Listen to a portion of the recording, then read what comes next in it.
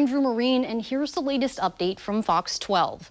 The worst terror attack on American soil unfolded 20 years ago today. Memorials in small towns and big cities are honoring the nearly 3,000 lives lost that day. And my uncle, firefighter Christopher Michael Mazzillo.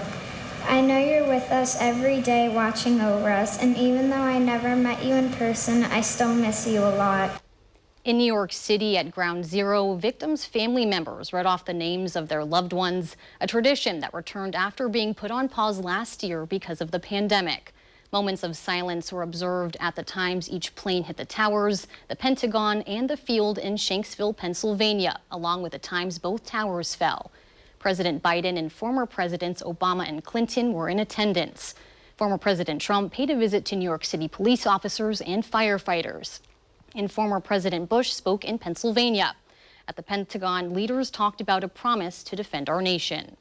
It is our job to defend the great experiment that is America, and to defend the American people in our democracy,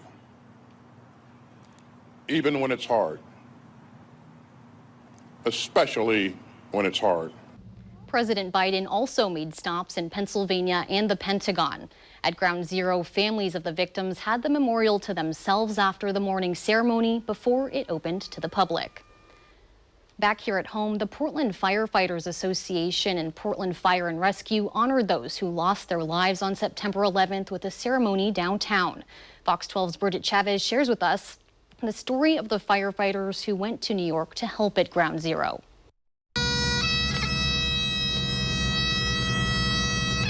20 years ago, after the September 11th terror attacks, 4 Portland firefighters made it their mission to get to Ground Zero in New York City to help. Firefighters Neil Martin, Wes Laux, Dwight Engler, and Ed Hall boarded a plane from Portland to St. Louis and formed a bond with First Officer Tiffany Vlasic on their way to New York. This flight has stayed in my memory. Every detail is vivid, and this is something that I will never, ever forget. Vlasic was flying one of the first planes that flew after the airspace had been shut down because of the attack. To be part of that experience with them over all these years and to keep in contact with them has been one of the most defining moments of my career, and I am just forever grateful to be here. Wes Laux says it means so much to see people come together to honor all those who lost their lives that day. You know, we're keeping their memory alive as we promised to do 20 years ago.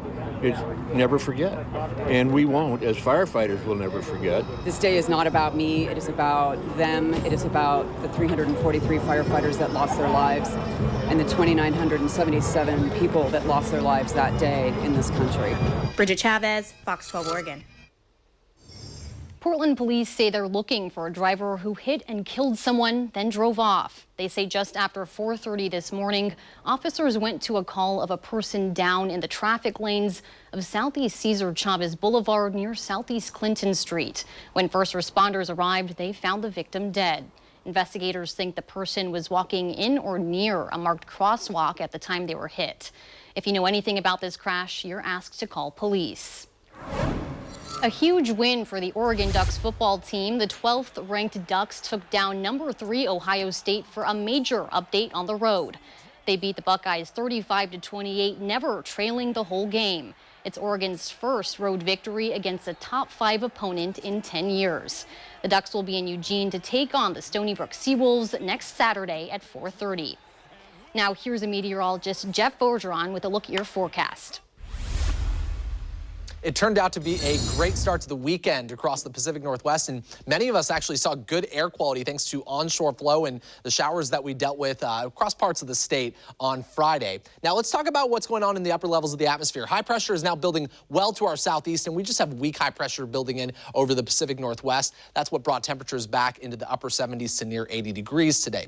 We're going to see what we call zonal flow, it looks like, over the next 4 to 5 days or so, which means that onshore flow, upper level winds will be from west to east. Any wildfire smoke should be driven off to the east, and high pressure is going to stay away from us, so we don't see any big-time warming trends coming our way. Now, toward the end of the work week, though, it looks like we're going to have a deep trough of low pressure digging in from the northwest, and this is going to bring a much more fall-like pattern back to the northwest. Let's talk about the forecast. It looks like high temperatures tomorrow will end up in the mid-70s. We'll see similar conditions Monday, Tuesday, Wednesday, and potentially Thursday, although around Thursday, expect increasing cloud cover, and it looks like wet weather will return to much of the Pacific Northwest Friday, dipping us back down into the 60s. Thanks, Jeff. For more news and weather updates anytime, just download the Fox 12 app on your phone or tablet, or you can log on to your YouTube channel at youtube.com/Fox12.